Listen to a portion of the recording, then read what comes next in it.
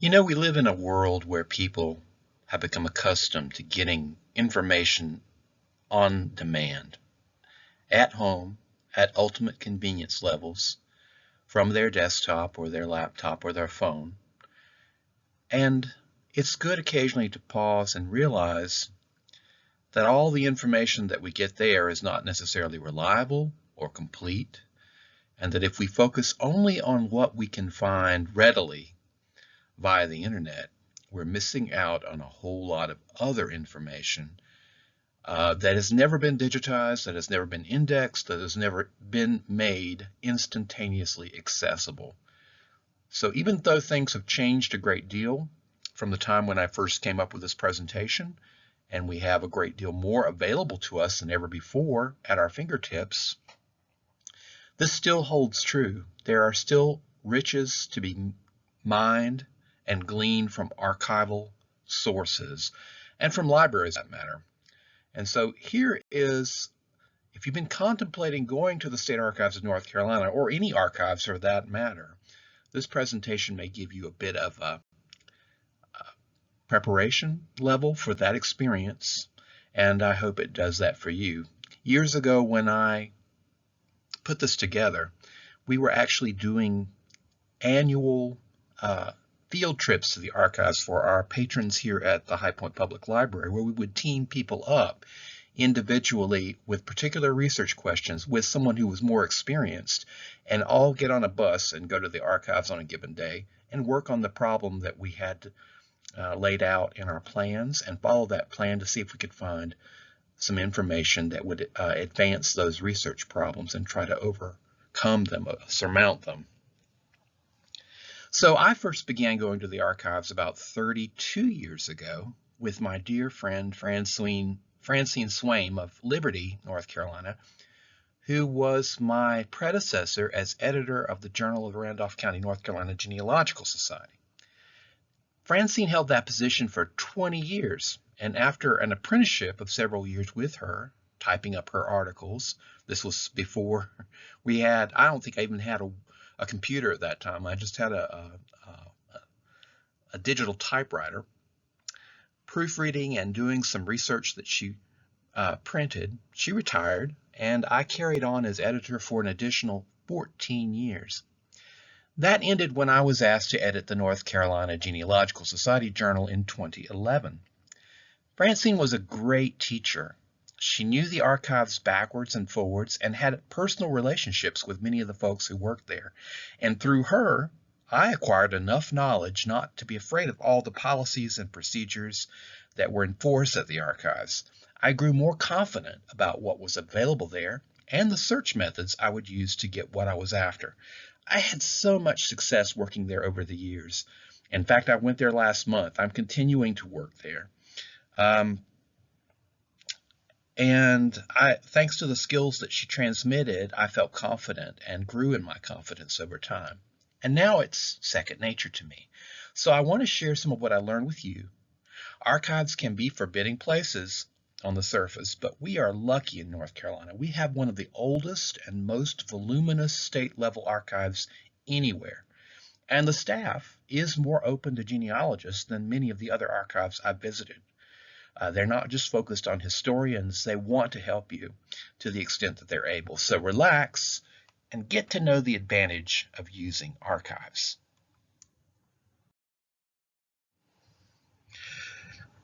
Now, we should all be extremely grateful for the work that our state archivists have undertaken over the last 50 years.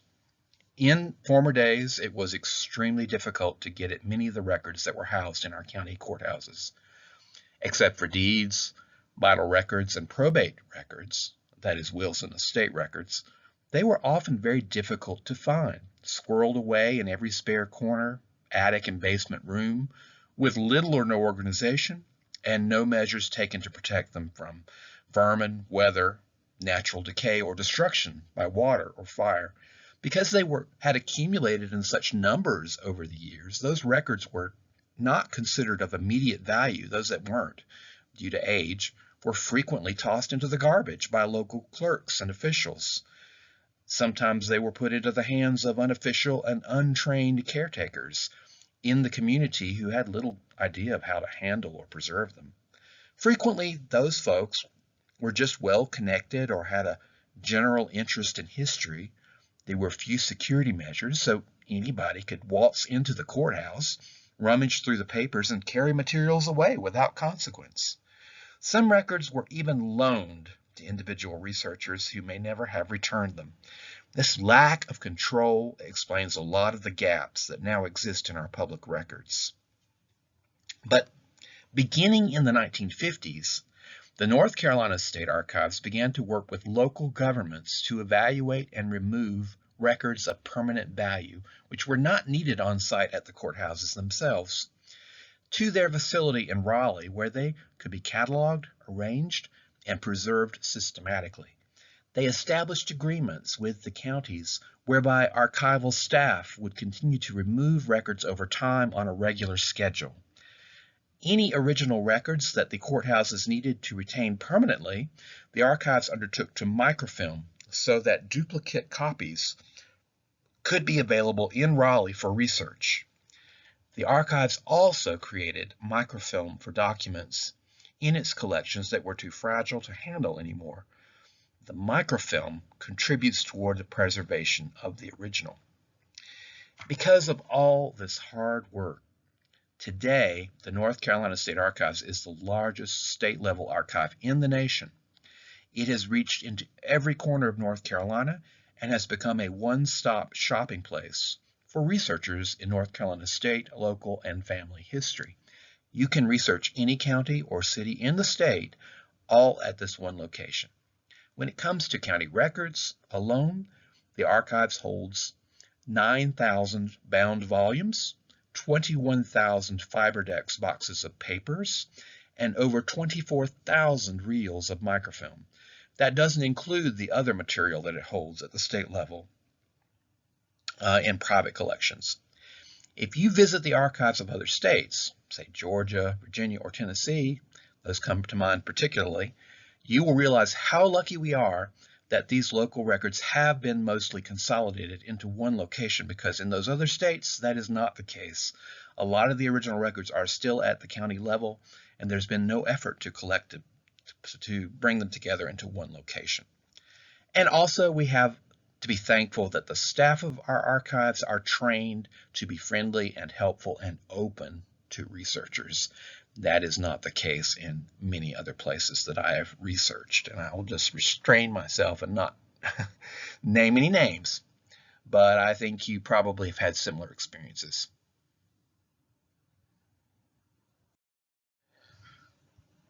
So what exactly does the North Carolina State Archives have? Well, as I said, records for all the counties in North Carolina, usually through the early to mid-20th century. The exact dates of what the archives holds for each county will vary. If items from the 20th century in particular are not at the state archives, they may still be retained by the county.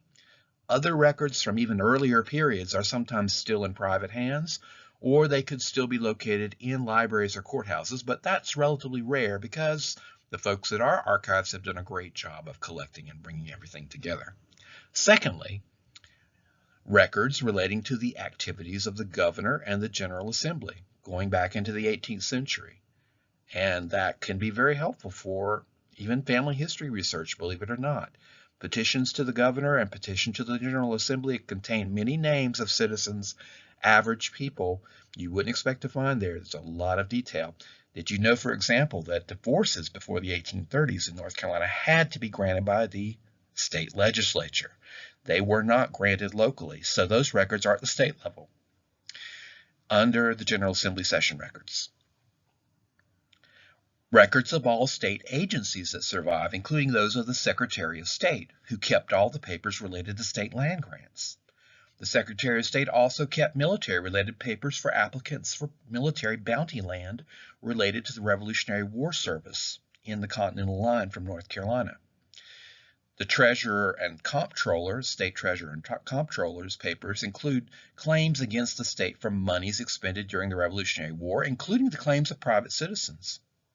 Other examples are records of the Adjutant General, who oversaw militia activities in North Carolina, Any kind of unrest in the state would be documented in adjutant general records that in situations where the state militia or the National Guard had to be called out, and records of the state prison for all inmates held there, or the state hospital of North Carolina, Dorothea Dix, or some of the other regional ones.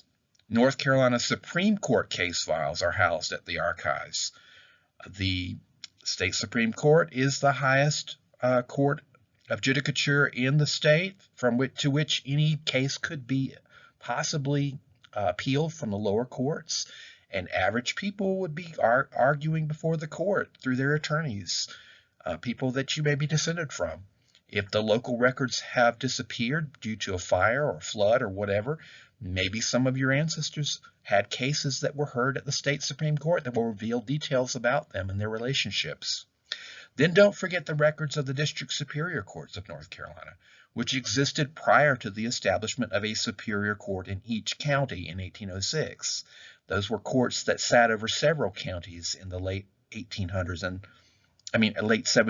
and very early 1800s. And the records of earlier higher courts that preceded the institution of the state Supreme Court. Records related to North Carolina that have been duplicated from other archives. There is a British record set concerning North Carolina taken from the National Archives in London that, for example, contains some stuff about the colonial period and citizens from that time, but also it contains records regarding loyalists in North Carolina, of which there were many. There are some federal records related to North Carolina from the National Archives in Washington, D.C., though this is not a complete set.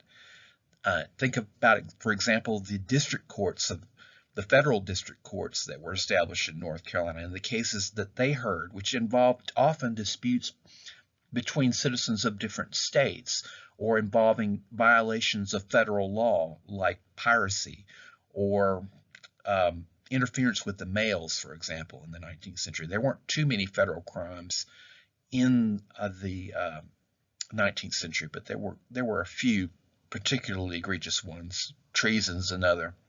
All these materials are on microfilm.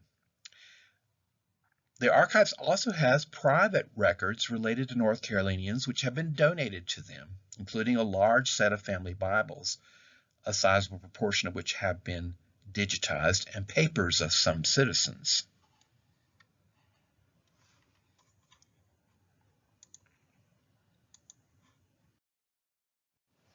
They have a broad-based collection of newspaper records on microfilm for various North Carolina cities.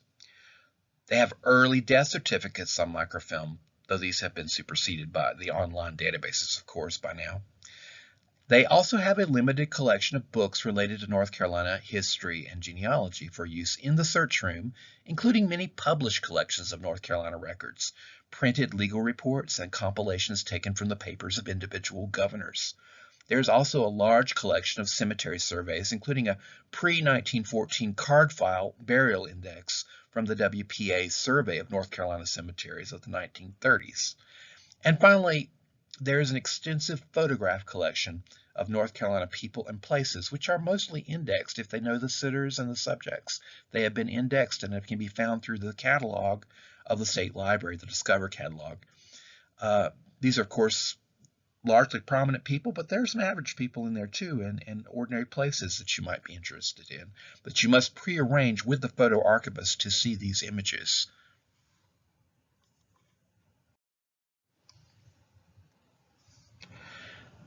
So why, in this age of digitization, do I need to worry about archives anymore? This question is getting a little harder to answer than it once was due to all the hard work that the LDS Church and the Family History Society of Utah have completed with Family Search. I'm always astonished by how much I can find at their website without troubling myself with a trip to Raleigh. There are a lot of basic things I don't need to go to Raleigh for these days. That means I can lay the groundwork of my research in the basic records at home or at a local library or at the Family History Center for the LDS Church for the records that aren't accessible without being in an affiliate library or the Family History Center. But when I get to a point where I'm not finding those answers with the low-hanging fruit, I can focus my time in Raleigh on more obscure records. For every county in North Carolina, there are undigitized records that can be very valuable to your research.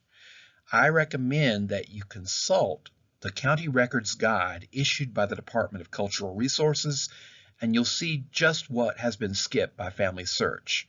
The County Records Guide has been digitized, and you can look at it county by county on the State Archives website, or you can get a physical copy, which we have a copy of here at the library, of course.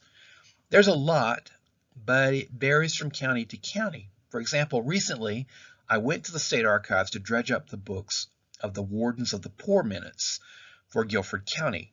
I imaged that book on site because it had never been covered by Family Search, and then I transcribed, indexed, and published it.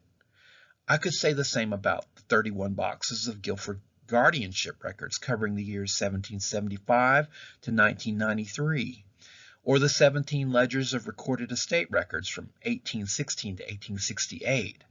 Chances are there are estate records that do not survive in the loose estate papers, which have been digitized, that were copied into these books.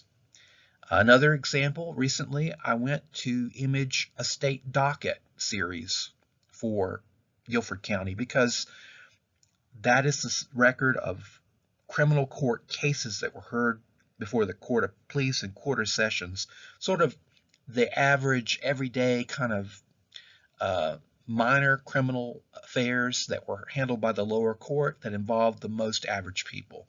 So things like assault or larceny or fornication and adultery, bastardy, all those things are covered by the state docket. And since we don't have the actual loose papers anymore for Guilford County, I guess they were thrown out probably at some point in the past and were not accessioned by the archives. This state docket proved to be really valuable. Actually, there's 7 of them, ranging in date from 1811 to 1868, and they give every case, criminal case that was heard by the lower court in Guilford County, the cause of action, the person who was injured, the witnesses who were called to testify to what happened, any securities that anybody in the case, the accused party or the witnesses gave to appear in court, and what ultimately happened in the case is usually given in this state docket. Now, not all dockets are as informative and complete as this series is, but it's a real boon to have them because they show who was around whom when certain criminal matters took place, and it can be a big set of clues for people who are having trouble, especially with poor families who tended to get in trouble with the law more frequently than their more well-heeled middle class and upper class counterparts.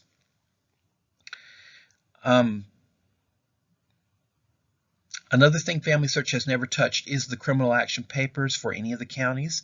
There are thousands of boxes of these records, and though unindexed, they have been very helpful to me. You can get so much more detail about your ancestors who were involved in minor criminal matters than you can from any court dockets, and also get clues about family, associates, and neighbors through witnesses called, bondsmen, affidavits, etc. The same is true of many civil action papers. Those have been digitized to some extent on Family Search, but not comprehensively. Fortunately, we don't have for Guilford County where I work, we don't have the criminal action papers from the 19th century. As I said, I used the state dockets as a substitute for them, but they do exist for many, many other counties. The counties around here have large sets of criminal action papers, 60, 70, 80 boxes of them. As we go up the administrative ladder, we may even find more important record sets only available at the archives. Many of the district superior court records, for example, which the courts existed prior to 1806 in North Carolina and heard large civil cases, appeals from the lower courts, and weighty criminal matters like murder across several counties each. Or what if you had somebody you were looking for who had been imprisoned in the state penitentiary or was an inmate in the state asylum? Those records are not digitized. In fact, they are restricted. What if you were interested in your ancestors' militia or state guard participation, or a civil disturbance that took place in your county that required a militia call-up? Those records are among adjutant general's records. Many important tax lists, especially those in state treasurer's papers, have not been digitized. For example, there are some tax lists there from the Confederate period that list enslaved people by name under their owners' names, unlike the census. They are a recent find. Secretary of State military papers contain affidavits and petitions submitted for bounty land for military service in the Revolution. Soldiers as well as their heirs are often documented, and those are not digitized. What about petitions to the legislature or to the governor for extradition, clemency, compensation, or aid, which contain the names of ancestors? What about letters to the governor from private citizens? The many sets of family and institutional papers, photographs, Bible records, none of those are on Family Search. I could go on and on. And then there are the many sets of records at all levels that are simply too recent in the 20th century for Family Search to have bothered with yet. But even if the record set you are interested in has been digitized on Family Search, remember that microfilm sometimes skips things. I recently had a request concerning the latter part of Anson County Will Book 1. The book contains a few wills at the beginning and a whole bunch of copied estate records from the 1750s and 60s, inventories of goods, sales, administration bonds at the end. Apparently, the wills were microfilmed, but the couple hundred pages of estate records at the end were skipped, and they are not imaged. The only place to see them is at the archives. Then, too, microfilm can also be of very poor quality, with dark areas or areas so light as to be virtually unreadable. That, too, might require a trip to the courthouse or the state archives, depending on where the originals are kept. The Currituck County deed books, for example, were so poorly microfilmed that I could not use them online. I had to go to Currituck to look at them. I could not even use the copies of the state archives. The microfilm there was just as bad as the digital images. I had to go to Currituck itself. And then how about actually holding those records your ancestors touched in your hands? That's a direct connection between you and them. Unfortunately, most records at the archives have been so carefully preserved and restored that you can actually hold them. To me, that's exciting, but then I'm a real genealogy nut, so what about you? So how do you know what you should be expecting when you go to the archives? Well, there's some guides. There are some printed ones, and there are some online ones. There's the Guide to County Records in the State Archives, 2009 edition. You can access it either digitally by county online, or you can save it to your computer as a PDF, or you can get a physical copy or look at it at your local library. There is the guide, a printed guide to research materials in the North Carolina State Archives state agency records. That's things like governors, Supreme Court, any statewide agency in North Carolina, the prisons, the state asylums. All that material would count as a state agency record. That's a printed guide. It's not up to date necessarily because it was printed so long ago, but it can be helpful in describing what they have.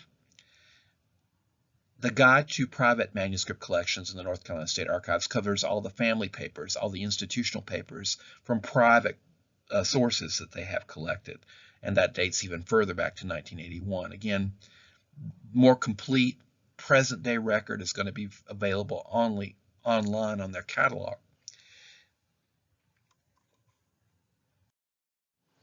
There's the Guide to Newspapers on Microfilm at the North Carolina State Archives, which is available on the website. There's the Discovery Online Catalog, finally, which includes a more up-to-date account of all these materials and much, much more. For instance, I believe there is an entry for every land grant with relevant call numbers included in the DOC or Discovery Online Catalog. It's available on the website you see there. There are also some additional finding aids that have been added in digital form to the website over time for different state agencies like Secretary of State or the Treasurers and Comptrollers, but they do not include nearly all the print finding aids that have already been produced. Once you arrive at the archives, you can consult additional finding aids on site as needed in print. Now, what are the rules that archivists live by? Archivists do not operate on the same principles as libraries do, which you may be more familiar with. In libraries, we try to produce indexes to all the names that appear in many of our collections. We organize them in a way that makes sense for easy retrieval, imposing our own order, establishing subject headings, and describing individual pieces in detail. The end user is always foremost in our minds. How can we put a collection together in such a way that an average person will easily understand and quickly learn how to use it? One of our main aims in librarianship is to try to save the end user trouble in finding things. But archives operate on a different set of principles. The animating principle is to be faithful to the records and the record creator's intentions. There are two essential concepts that are important to archivists. Respect du fond, which is a fancy French term, but it simply means that archivists prefer to maintain collections in the way that they were found, in the way that the original creator chose to preserve or arrange them. The archives will not reorganize the papers according to a system that makes sense to the archivist, unless that is absolutely necessary. And it's called imposing order, which is a real pejorative term in the archival world. An archivist would not remove a painting or photograph from its frame or case permanently unless preservation concerns required it. And even then, he or she would keep the case or the frame, if possible, and cross-reference it to the image it formerly housed. The idea is that the context in which objects or records are found tell us as much about their creator and the purpose for which they were created or owned as the content of the items themselves. So, for instance, an archivist would not combine materials related to the same individual that were created by two different offices of government and file them together. The other concept is respect for original order. The order in which the original office or creator kept the records tells us a lot about how that office operated. And that knowledge can be just as important as the details contained in the text of the records themselves. For example, an archivist would not rearrange a group of court records by the names of court cases when they were originally filed by year. Furthermore, you have to keep in mind the volume of records archivists typically encounter. They deal with absolutely monumental bodies of material. They measure what they have in numbers of items held or linear feet of records. That is the number of feet the records take up in their boxes on the shelf. Given the magnitude of the task, they could not possibly index everything down to the level of the individual record and enter every name mentioned into a searchable database. It would take far too much time. The idea is to get the material out there, then describe it minimally so that people can call for what they need and search for the names themselves.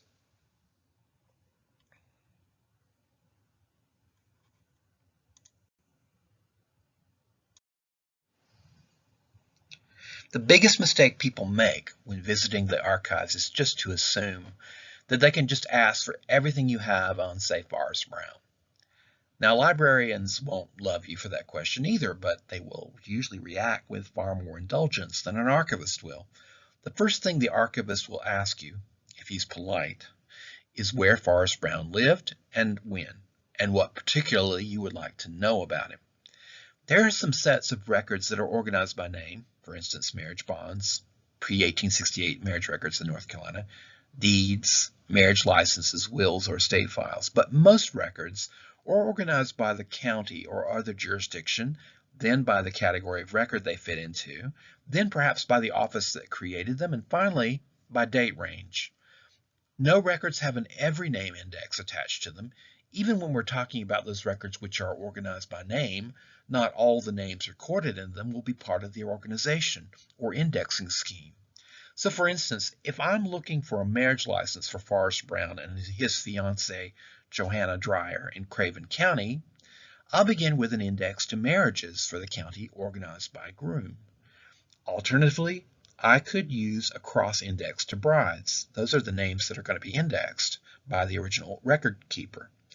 I can look for the names Brown or Dreyer in one or the other of these indexes and find the date of the license, if in fact they were married in that county. Then, If I discover that the marriage took place in 1878 from the index, I can look at the marriage licenses themselves, probably on microfilm. Most licenses are arranged by the first letter of the surname of the groom, then by the year, then by the groom's name in often very roughly alphabetical order. So I would look up B. Craven County marriage licenses on film, wind forward to the year 1878, and look through all of the 1878 B marriages for the name Forrest Brown listed as a groom. If I didn't find a reference to the Brown-Dreyer marriage in the index, I might think to look for the marriage in some nearby counties as well before ending my search. An important point is that the archives will have no index to the other people whose names appear on the marriage license. For instance, the parents of the bride and the groom, or the names of the witnesses to the marriage. But those are also important clues. So, for example, the only way that I could find all the marriages for which Forrest Brown served as a witness would be to search all the marriage licenses that were filed in that county during the time he was old enough to be a witness until his death. That's a lot of looking. But knowing whose marriages he witnessed might give me valuable clues to his kinship group I could get no other way. And if I were at a loss about those kinships, it would be an excellent strategy and worth my time. Most research that requires a trip to archives is time-consuming like this, but it can be oh so rewarding. The lack of comprehensive indexing in the public records means that it's always a good idea to check to see what records have been abstracted and published by various individual researchers and genealogical and historical societies over time before you go to the archives. The abstracts that these individuals and organizations publish are sometimes fully indexed, but not always. Abstractors can choose to include some bits of information from the original record and not others. It's relatively rare, for instance, for abstractors of marriage licenses to include the witnesses' names in their abstracts. The work of these compilers, however, can often save you time by pointing out exactly where to look for the original record, book and page number, for example, and what the main pieces of information contained in the record are. Remember always to check the original, however, because people frequently make mistakes, skip records, or leave out important information, or they misread records. Most records, however, have never been touched by any organization or author. Genealogical researchers and publishers do the work that a librarian would normally do in this situation with the user foremost in mind. But when they haven't laid the groundwork, which is most of the time, it's up to you to do all the searching and reading for yourself. That's most of what you'll be doing when you visit the archives. So before you go to the archives, put a plan together. Narrow your focus. That is, define the problem. Think about what you already know about a person or an individual family group. Figure out what you don't know about them specifically, and then decide which of the questions about them you want to answer first.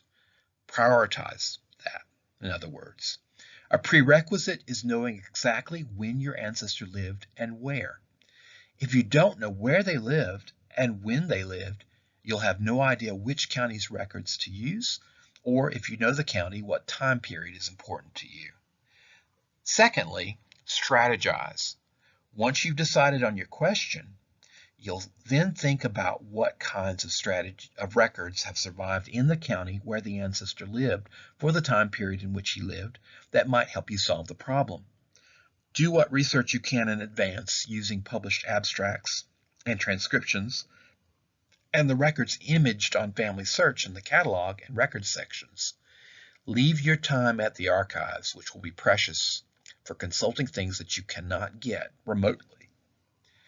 Then consult some of the guides that I mentioned, particularly the County Record Guide, to help with planning your research strategy on the day of your trip. If you don't know about some of the records and what they contain, it's a good idea to consult Helen Leary's North Carolina Research, Genealogy and Local History. This book, even though it's growing quite old now, is the Bible of North Carolina's family history. It discusses almost every type of record out there, how the law changed and the records changed over time, how the records are arranged, and what kind of information is contained in them. It also gives you some good tips on strategy in pursuing your your obsessions. In case the first plan doesn't yield the answer you seek, think about what other records might help you and have a second and even a third strategy in place. When you want to search and then search again in order of priority. Your task the day of your trip will be to pull the records by the date ranges when your ancestor lived and search for the names you yourself, sometimes by consulting an index and sometimes just by looking page to page. Work in archives is really only for the patient and persistent. Start with records that are most likely to yield your answer quickly. Then if you fail, proceed to the next best set of records. You can spend many hours looking for one record, and sometimes you'll be disappointed and have to try a different approach. That's why it's good to have an initial plan and then one or two backups if that fails. But when you fail, make a note of what you did in your research log, the records you covered across which years, so that you'll never go back and search those records for that answer again. You'll save yourself a lot of repetition, especially if you end up researching for decades like I have. Now, to give you a specific example, my ancestor, Jarvis Henry Hammonds, was born about 1795 in Robeson County, North Carolina. He lived in a portion of Robeson on the east side of Lumberton, near the Bladen County line in Bear Bay, a remote swampy area that someone once told me only has one road in and one road out. He was, as you might suspect, a Lumbee Indian. I do not know when Jarvis died, but I think he died between 1850 and 1860. He's present in the census in 1850, but there's no record of him in 1860, though most of his children were still around. How would I go about figuring out when he died exactly at the archives? Well, first I'll begin by realizing that there are no death certificates for the era that we're talking about. They weren't instituted in North Carolina until 1913 statewide, so that obvious resource will not help. The first thing that would occur to me is to search for a record of how his property was disposed of. If he died, maybe he left a will or an estate file. The 1850 census shows him with $250 worth of land. What happened to it? I must keep in mind that even just finding Jarvis in a record after 1850 will help me narrow down the range of dates between which he must have died. Now, first of all, I can ask for the original wills at the North Carolina State Archives for the surname Hammonds in the county of Robeson. They will bring out a box of records for me to search, organized by deceased's name in alphabetical order. There will be no wills for Jarvis H. Hammonds, however.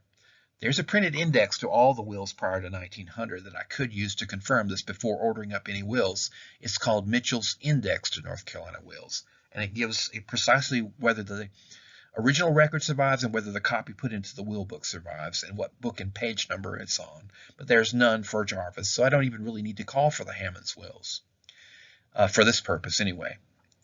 I can then ask for the box of estate files covering the surname Hammonds in the county of Robeson. Now, these files mostly cover the estate settlements for people who died without wills, but the property still has to be divided up by a court-appointed administrator. There's no estate file for Jarvis H. Hammonds. Some county societies have produced indexes of estate files by the decedent's name. Many have been uploaded to the Family Search website, but they're indexed only by the deceased person's name, not by everybody who's mentioned in the file. A few counties have abstracted and indeed index material from estate records and published them in book form or serialized them in their quarterlies, so I should have checked that for Robeson County to make sure nothing like that existed before I even looked for this. And nothing does, by the way. Either of the preceding records would have given me a rough year in which Jarvis died, at least, and maybe a precise date in the case of the estate file, because sometimes they do mention the exact date of death. In the third case, I could consult the grantor index to see if Jarvis conveyed any of his land. There will be in the archives microfilm room all the deed books on microfilm of the county of Robeson, or any county in North Carolina for this period of time.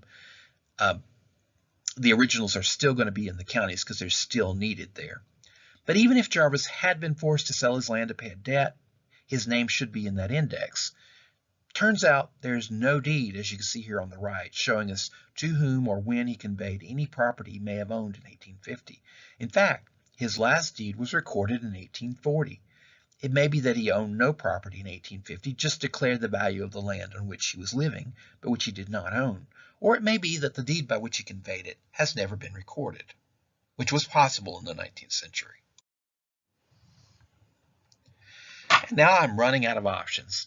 I could look to see if his death is mentioned in a newspaper, typically taken by people in Robeson County, probably the Fayetteville newspaper, the Carolina Observer. This might take the form of an obituary. Chances are it's unlikely because he wasn't prominent and he was a person of color.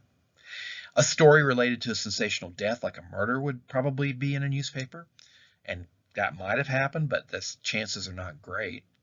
Let's hope that didn't happen. Or a legal notice related to his estate.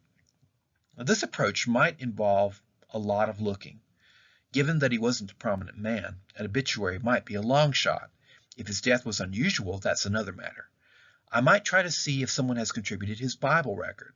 The census indicates that he was literate, to the archives. That might also be located in a local library or perhaps at Pembroke University in Robeson County, which has a Lumbee archive. I might try to see then if any churches have left records in that neighborhood. Maybe he was a member of one of them. As it turns out, the church that he did attend was named Antioch Primitive Baptist Church, and there are surviving records. I only found out by looking at all the local church records I could find because I didn't know which church he attended. They are at the State Archives on microfilm and at the Southern Baptist Historical Collection at Wake Forest University. Although J.H. Hammonds is mentioned several times, and his name and that of his wife are struck off the list of members with the word deceased written beside them, I still have no clue to the precise time of death because they didn't write down the death date. Cemeteries are another option, but many people with little property did not purchase tombstones. They made grave markers at home that have since crumbled, rotted, or simply weren't inscribed at all. I could search through the court records of the County Court of Pleas and Quarter Sessions or the Superior Court for any mentions of him after 1850. There may be a reference to his death in the minutes, particularly if he left young children who needed to be apprenticed or have guardians appointed. There may be a court case involving a debt that he owed, which had to be paid after his death. If he were involved in a court case as a defendant or a plaintiff, and the case was dismissed because he had died, that happened too. That was called an abatement, and that would indicate when he died. Even if he just appears later than 1850 as a juror or witness or working to maintain a local road, I could narrow down his date of death. It would have to occur after that date and before 1860. In fact, I have conducted this kind of a search in court records to no avail. There are no mentions at all after 1850. I haven't yet checked all the loose court papers, and they could be helpful too. I might also try the coroner's inquests that have survived in case his death was suspicious or happened under unusual circumstances. Many times those have not been digitized. I give you this as an unsuccessful example because, frankly, the answers aren't always out there. The records haven't always been preserved, and you should prepare yourself for possible disappointment no matter how hard you work. In this case, I have to be satisfied with a range of potential years of death, 1850 to 1860. But as I mentioned above, there are still things I can do that I haven't yet done. As you can see, not all of my approaches involve records housed at the state archives.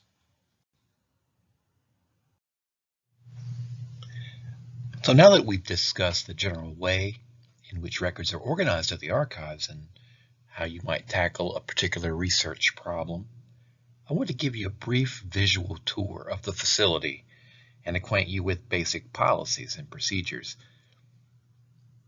Now, one thing to keep in mind is that security is a paramount consideration in any archival setting. No one will have access to the records in future years if current researchers are careless and damage the materials, or if they borrow or steal records, as we know has commonly happened in some places in the past. Now this is a view of the outside of the building from the street level. The archives is housed in the Department of Cultural Resources building, situated on Jones Street in Raleigh, between the Legislative Building on the left-hand side, across North Wilmington Street, and the Governor's Mansion on the right-hand side, across North Blunt Street. It's open from Tuesdays through Saturdays weekly, 9 a.m. to 5 p.m. on the weekdays, and 9 to 1 on Saturdays. There is always a 30-minute warning before closing, and no records can be retrieved during that last 30 minutes. It's also closed on weekends when state holidays fall on or near them.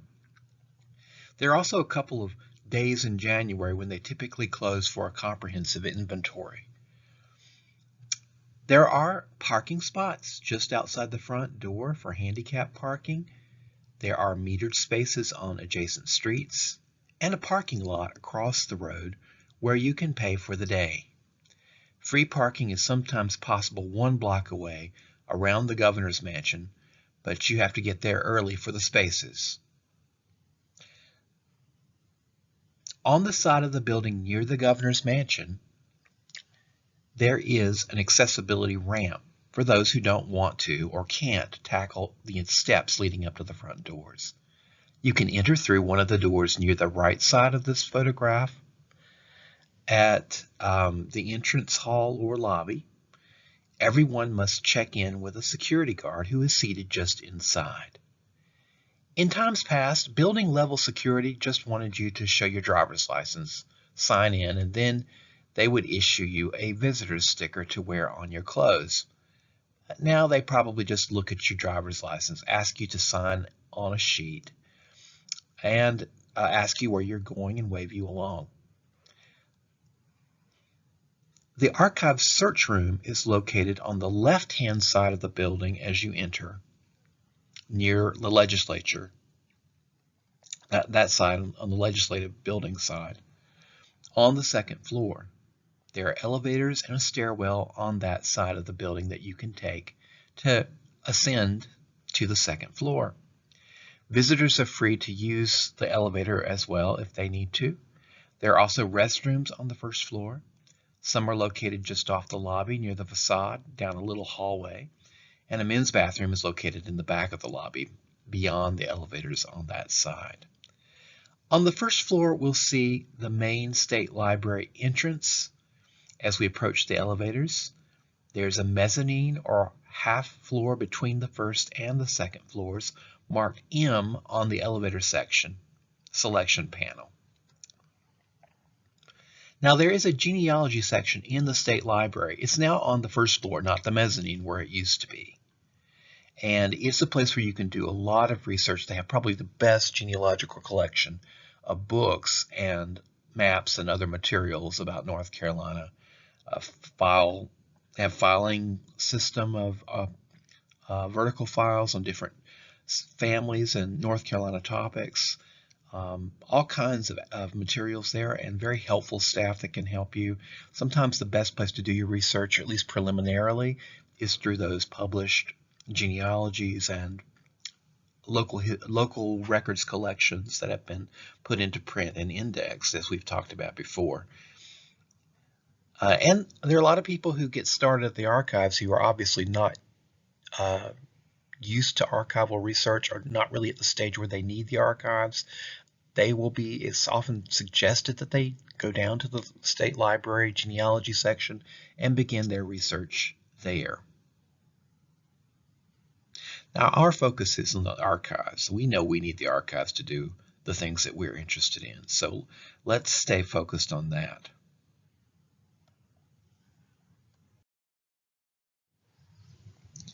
Here is the entryway to the search room on the second floor.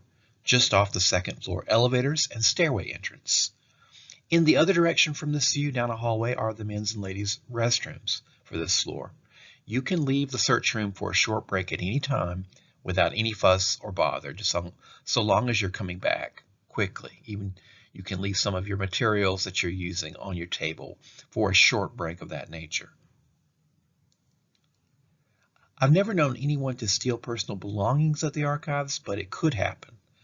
That's why lockers are provided, and you can secure things there temporarily at any time of the day if you've been issued a locker. You see one particular bank of lockers in this photograph that's outside the vestibule of the search room beyond those double doors, but there's another set of lockers within the double doors. Inside the doors into that vestibule, we must check in with security, who sit in the little box there behind the sliding glass window. They monitor all the activity in the search room on closed-circuit television. The person stationed there will ask you to fill out a researcher registration card. If you're a first-time visitor, giving your driver's license number, your name, and current address. You'll then sign the card and date it. By signing it, you're agreeing to observe all the rules that the archives imposes on visitors. The card is on the next slide with front and back views.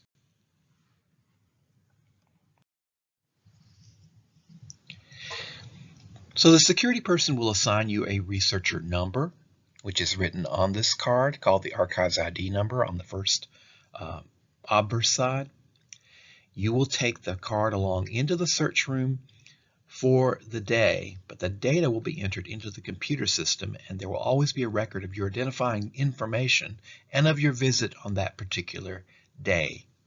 You will ask for and return the card before you leave for the day to the security person in the vestibule. One important point is in order at this stage. Try to travel lightly when you go to do your research. Leave bags full of research materials at home. You will not be able to take large quantities of paper, books, or anything in which you could conceal records into the search room. I recommend just bringing a legal pad, some sharpened pencils, because ink is not allowed in the search room, a laptop or notebook computer, and perhaps a digital camera or smartphone with you. Anything else you bring with you that you can't keep in your pockets, including purses for the ladies, will have to be stored in a locker which the security person will assign to you. There are lockers all around this vestibule and also out in the area beyond the elevators where the first photo was taken, as you may remember. You may wear a wrap, jacket, etc. into the search room, but any article of clothing you wear into the room, you must continue to wear until you exit it. Do not take it off and put it on the back of your chair or fold it over your arm. If you want to remove a coat or sweater at some point, you should go out of the room and put it into your locker. I do advise that you dress in removable layers, even in spring or summer. It can be notoriously cold in the search room. On the other hand, there are times I have been there when the air conditioner was broken and it was exceedingly warm. So you have to be prepared for whatever contingency. The search room is composed of this main facility along with a microfilm room, which we'll see in a minute. We are looking from the entrance door through toward the back of the room, and you can see the tables where you can situate yourselves, set up your laptops, etc. There are outlets on the floor beneath most of the tables that you can use to plug in your devices. You can also use your camera to capture records, but turn off the flash and the sound effects before you start using that camera or your phone. You do have to be silent. You do not have to be silent in the archives. Talking is allowed. Just try to be respectful of other people who may be trying to concentrate around you. I have created a map of the search room, which I can share with you if you write to me at my email address, larry.cates@highpointnc.gov. We'll be going over some more details using that map. Make sure that you have your researcher card with you and that you've noted down your researcher number, maybe in your mobile device or on a writing pad, so that you can use it throughout the day. It will be recorded on every call slip that you hand in to be used to retrieve the items that you want during the day. And once you have asked for something, you have to give that card, the researcher card that the security person issued, and it's held by the search room attendants until you leave for the day. So that number won't be available to you from the card after you placed your first request.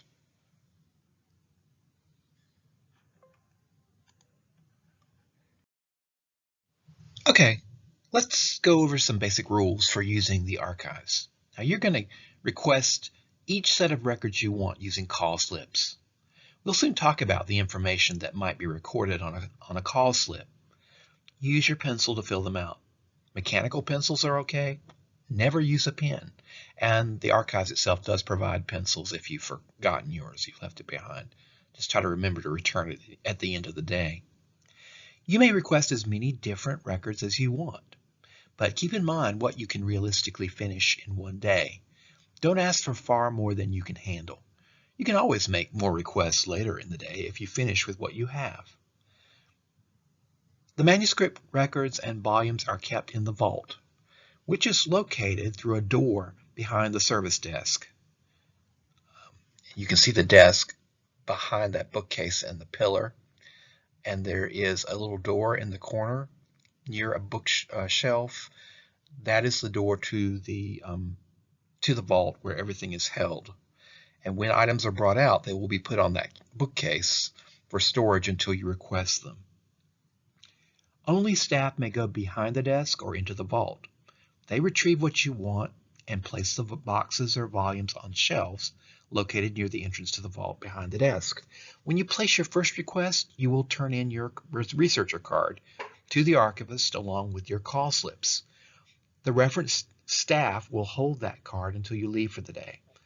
Don't leave the search room for long periods of time, as for lunch, without turning in your records. If you're returning later, ask the reference staff to hold what you requested earlier, or what you're turning in if you're not finished with it, but tell them you're coming back later in the day to continue your work. Secondly, though you may ask for all the records you need at one time, you will only be issued one box of records at a time, or up to 3 volumes at a time. Take these back to your desk and use them, and then return them at the desk and wait for the next records you have already requested by giving your name and specifying what you want next. You could also submit more call slips for additional records. If you are using loose records in boxes, you must grab a hot pink placeholder from the desk before opening the box. You will use it to mark your place as you remove one file at a time. Do not remove more than one file at a time. When you replace the file, move your placeholder to the position of the next file you want to remove, and then remove that one, and so on. You want to preserve the order. Remember that one principle we talked about? Respect for original order. As you go through each file, do not change the order of the records, and do not remove more than one document at a time. Make sure the file is flat on the desk. Do not put it in your lap or conceal it in any way. Don't do anything suspicious. You can pick up individual documents and hold them up, but put them back carefully, preserving the original order you found them in the file. You may use the book stands located around the room to prop your books on as you use them. They are angle adjustable. The only other proper way to use bound volumes is to keep them flat on the desk. Do not put them in your lap or stand them on their spines on or against the table, or hold them upright by their covers as you might at home. You don't want to tear the binding or destroy the book or damage it in any way. Do not use your pencil to point at anything. It is important not to make any marks on the documents.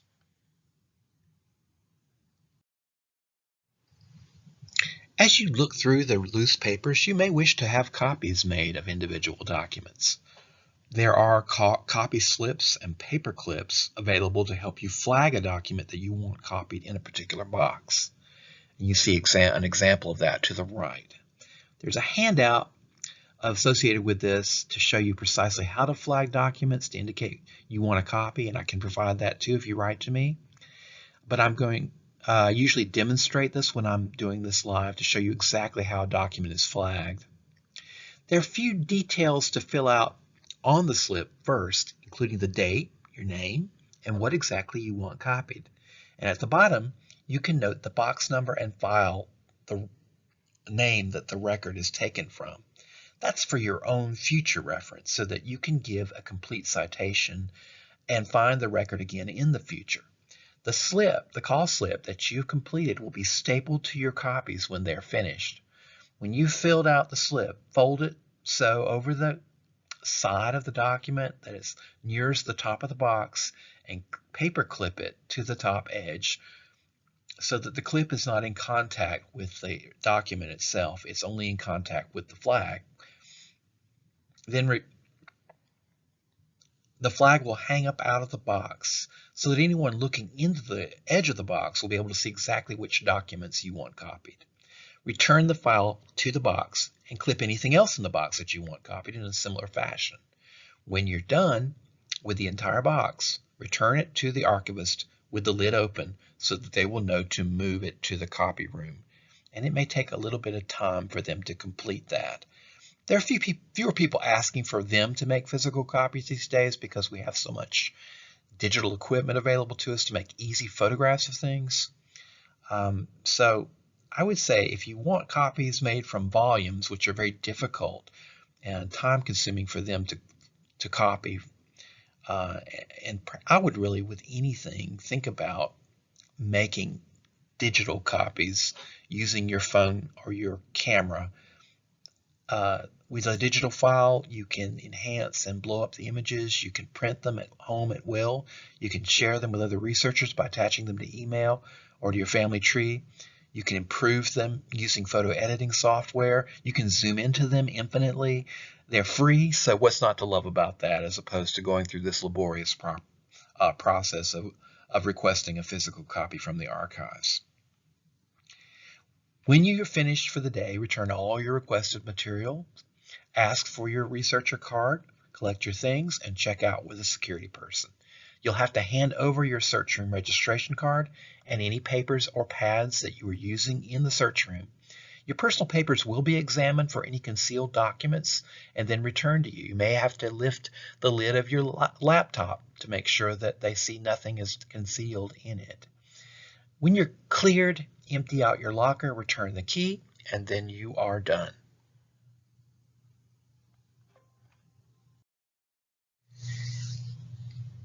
Don't feel too threatened or insulted by the security measures at the archives. It can be a little jarring to have people looking through your things, but remember, most people that use the archives are using them for legitimate purposes. There are always some people who have very illegitimate ends in mind, people who want to take documents home with them, destroy documents, people who think certain documents might be worth some money because they're signed by somebody famous. They have to be very careful. Don't take it personally. You want to make sure that you're complying so that future generations will have access to the same documents that you do. Now let's talk about a few different aspects or areas of the archive search room. Here's a head-on view of the reference desk where you will place all your requests. The copy room is off to the left. The vault is straight back on the left-hand side of the desk, and the storage shelves where your records will be temporarily located while you're using them are situated near the vault door. The slips that you need to request copies, the paper clips, and the placeholders are all located here at that reference desk. There's a table just in front of the service desk where a computer terminal will connect you to the online catalog of the archives, the Discovery Online Catalog. But remember that there's also a Wi-Fi network that you can tap into on your own device to access the catalog and the finding aids. You just need to get the password to sign into it from the reference staff. Please be patient with them. They have limited time to help you individually, and they're often understaffed. They will not be able to hold your hand while you do research, and they rarely suggest strategies or documents for you to search. They're better at directing you where to look for particular records you already know you want. They sometimes also offer advice to help you interpret a record that you've found. That's why it's important to come prepared to the archives with a specific goal in mind and a strategy in place to get you there. If you are inexperienced, it's best to go with a friend who is more experienced and can guide you in more depth on your first trips.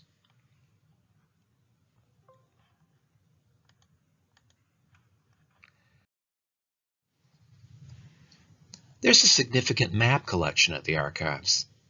This collection is located just to the left of the desk in its own little alcove. I think all the maps are described in the NC.doc catalog. You should ask for help if you want to look at any of the maps, but most of them you can probably view more comfortably online with UNC Chapel Hill's North Carolina collection, its online North Carolina Maps project.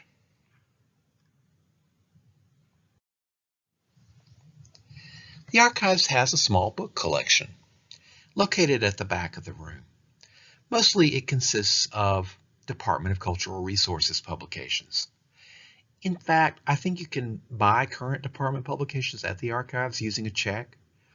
These shelves are where you will find published governor's papers, court reporters, and published records of the General Assembly, such as session laws and journals of proceedings. Also state and colonial records of North Carolina, published in a 20-odd volume set with green covers. There's also a donated book collection related to North Carolina counties. Cemetery records are grouped together in a central bookcase. General North Carolina reference and county records that have been abstracted and indexed are on the back shelves at the left rear side of the room. This is not a complete set of materials for every county in North Carolina. It's simply there for general reference. The best collection of books is down on the first floor in the genealogy section of the State Library. If you do use any books, do not reshelve them here in the archive search room. Just place them on a cart located near the map cases at the front of the room, and staff will reshelve them. Here's a shot of the card files ranged along the left-hand wall of the room, facing the front of the room to the back. This is your pathway into most of the research that you will conduct. The cards in these drawers will help you find all the all-important descriptions of the records that you want for each county and the call numbers that go along with them. All the records in the vault are organized by these numbers, and the reference staff will use the numbers and the names of record series that you write on your call slips to find and retrieve the records that you want. Remember, you're not looking for your ancestors' names in these card files for the most part.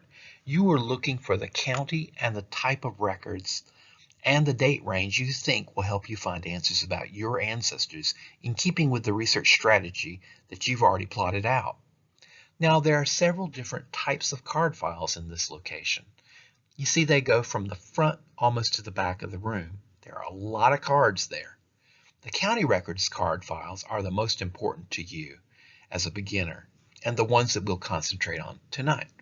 But there are also cards here describing all the land grants ever issued by the state, organized by the name of the grantee. That being an exception where you might be looking up an ancestor's name in the card file. An index for all the cases ever heard by the state Supreme Court by the surnames of the principal plaintiff and defendant. A description of all the records that survive from the early high courts of North Carolina, such as the District Superior Court. General descriptions of the records held for every past governor and each General Assembly session. All the North Carolina church records held by the NC Archives have their own card file. There's also that pre-1914 WPA burials index, but remember, it only covers the cemeteries that the WPA workers chose to visit, and burials dated before 1914. For now, let's focus on county records, bearing in mind the example that I gave you earlier.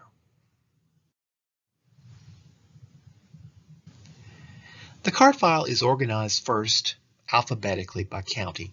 Now, it's a good thing to know that each county is assigned a number 1 to 107. That number is assigned based on the alphabetical order of the county. Now today, we only have 100 counties in North Carolina. Why are there 107 counties on this list therefore? Well, it's because there are certain counties here that no longer exist. They are called defunct. Their names have been changed, and they may often have been divided into other counties. Butte County is one example. It only existed in the 1770s. Others you may have heard of are Glasgow, Tryon, and Dobbs. There are some records still filed under these defunct county names for the period when they existed. The county number will be the very first component of any call number that you find in the file in which you will record on your call slip. Under each county, the individual record cards are divided by categories of records, marked with contrast color tabs as follows. I'm not going to read them for you. You can read them yourselves. Different types of records generated by the county officials. Now, some counties have more categories of extant records than others. You can review at least the title of each card that will appear under these categories in the card file by looking at the online catalog descriptions for that county or by consulting the county pages in the printed guide to county records. There are a couple categories that may perplex you here. Miscellaneous records typically include things that don't fit into the other categories that have are usefully described separately from some of these others, like slave records, road records, wardens of the poor records, coroner's inquests, bridge records, lunacy records, estray books, etc. Some of these records would seem to belong under some of the other categories, so it doesn't hurt to look at what's filed under miscellaneous if you don't find what you're looking for elsewhere. The same is true of another perplexing category called the CRX category. That's a catch-all for any records that were not in official custody when acquired by the archives. So if a magistrate kept all of his papers at home and never returned them back to the county courthouse, maybe a descendant found them in the attic and decided to give them to the archives, those would be placed in CRX, even though you might ordinarily expect them to be in bonds or state records or court records. That's because they have been out of official custody and their content may have been compromised. Anything that was purloined or borrowed out of the county courthouse and later turned in would appear here. It's always a good idea to double check the CRX category for records that might be missing elsewhere in the official list. Let's look at an actual card file, which appears under, or an actual card in the file, which appears under Forsyth County and the category Estate Records. In this example, you can see the number for the county of Forsyth, number 38, is the first element in the call number for that set of records. Any record that you request that was generated by the government of Forsyth County will begin with the number 38. Then there's a decimal point. Now the next three numbers are associated with a particular category of record. All estate records fall under the three-digit number 508. All wills will use the three-digit code 801 in this place. So if you were asking for the estate records from Randolph County, the county number would start the call number, that's 081, the county number for Randolph, but the second component would be 508, just as it is on this card file entry for Forsyth County. The last digits in the call number past the second decimal point represent the box or the volume number in that series. A lot of times you won't know which box number to ask for. This is particularly true of records organized alphabetically by the name of the deceased person for whom the estate file was generated. Now, if you want Smith Estates from Forsyth County, are you going to know from looking at this card just which box numbers to ask for out of the total of 419 boxes? No, of course you aren't. When you fill out your slip, you'll leave that part of the number blank or put a question mark after the second decimal point. The call slips are located on a little standing desk located just in front of the card files near the front of the room. It's readily visible in some of our photographs, and the slips in 3 different colors are visible in the slots beneath the desk surface. You can pull the card drawers out, bring them to the desk and fill the slips out there, or take the drawer to your table and fill out the slips at that location. Just replace the card file drawer as soon as you can because someone else might be waiting for it. There are 3 different color-coded kinds of slips. The white ones are for county records. The blue ones are for state agency records like governor or the state legislature or some office of a council of state member like the Secretary of State. And the pink ones are for private manuscripts that are held by the archives, like church records, for example. Most of the time you will be using the white slips for county records, as in the following example. So I'm going to go back to my earlier example of a problem that I wanted to solve. One of the steps I tried in finding out or attempting to find out when Jarvis Henry Hammonds died was to look for an estate file for him in Robeson County. Now I'll start with the call number, which I'll get by looking up the appropriate card in the card file under County Records, Robeson County. It will look very similar to the card that I just showed you for Forsyth County. What I have here is the equivalent record in the DOC catalog, the online catalog of the archives. The call number begins with 083, which is the county number for Robeson. It continues with 508, which indicates that it's a set of estate files that I'm asking for. And the third number is unknown because I don't know what box number Jarvis Henry Hammonds' estate might appear in. I just write the county name on my slip to the right here, Robeson. The specific record is estate records and surname Hammonds or Hammonds.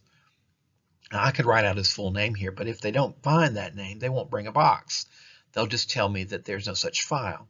But writing it just with the surname, I get to look at all the Hammonds files for myself.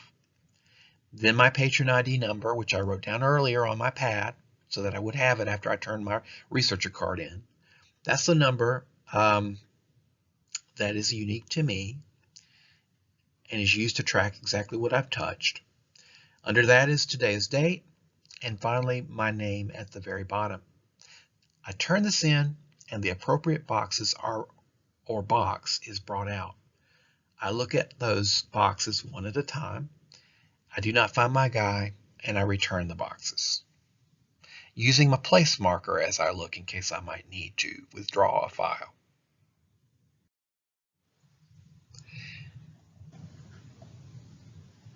Now on the map, there is a room off to the left of the search room behind the card catalogs for viewing microfilm. There's a huge 2-level double-sided wall of microfilm cabinets in the middle of this room with readers all around. These contain county records on microfilm A to Z by county front to back. Be careful when you're pulling out the drawers not to open them too far and end up pulling the whole drawer out onto the floor.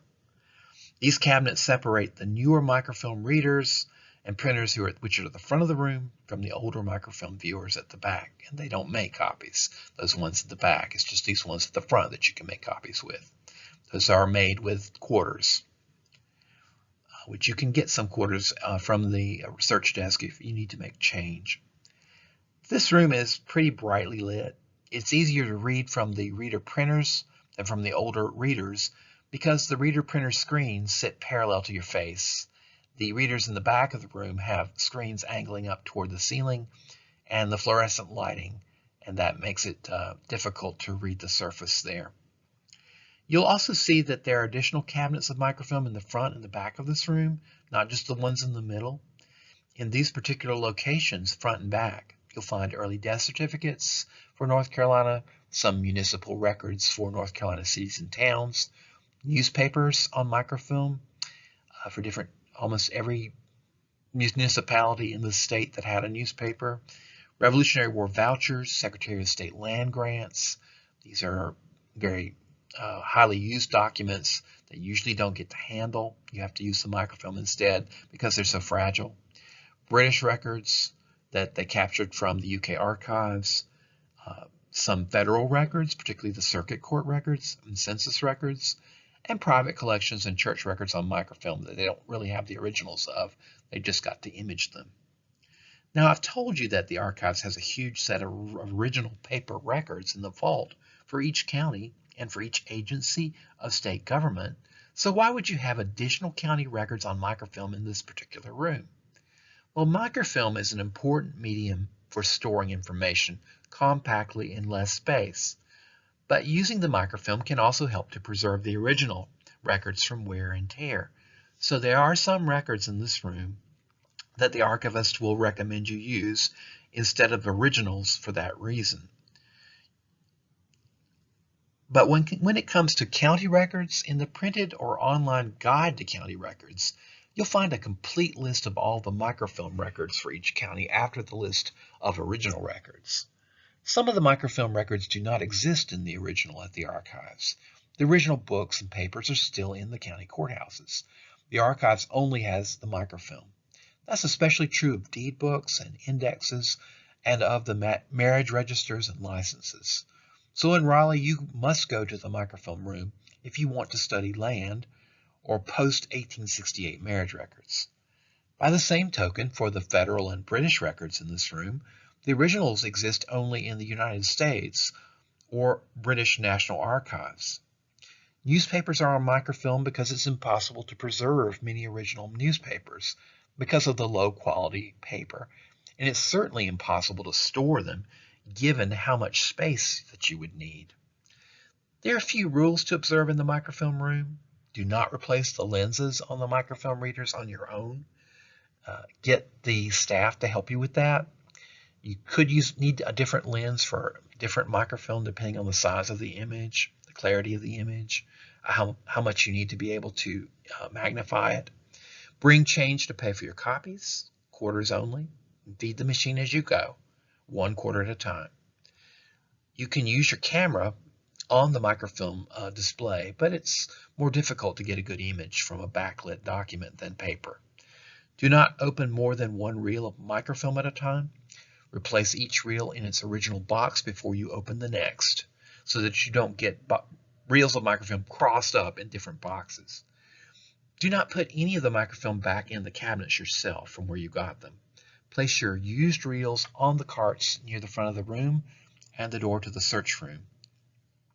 And if you encounter any paper jams in the printers, if they run out of paper or you have trouble with poor copies, get a staff member to help you. Do not expect a refund if you make a poor copy because of your ignorance of how the settings should be adjusted.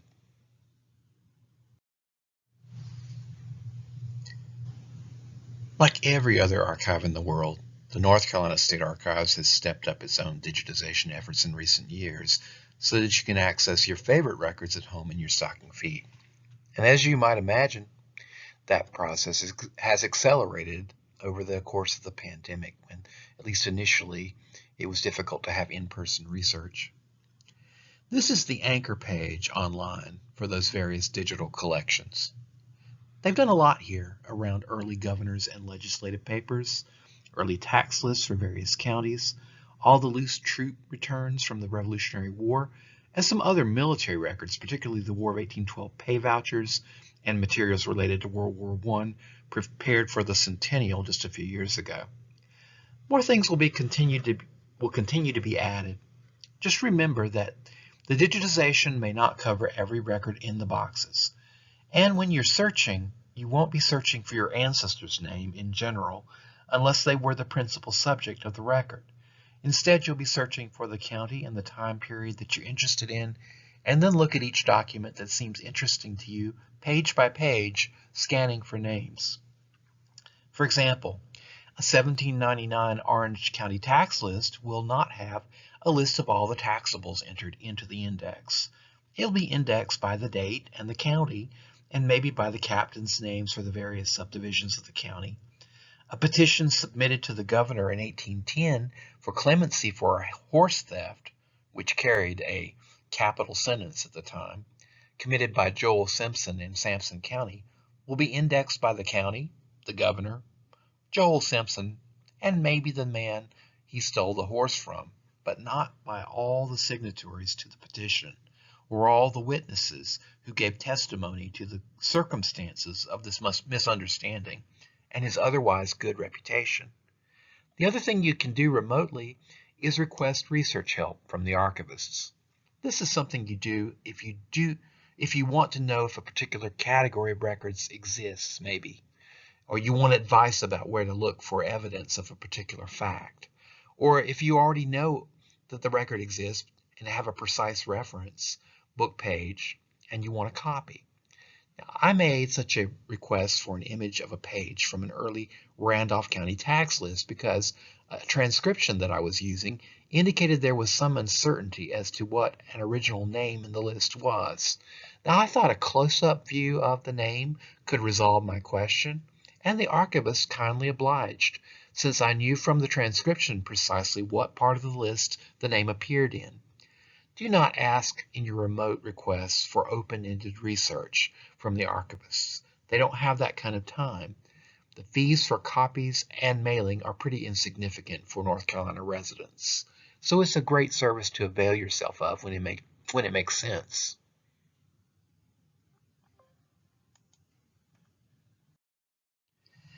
Now that I've described the materials that you're likely to encounter in the archives, how they are organized, the rules of the road in using the archives, and how you might tackle a research problem there, I want to encourage you to dig right in.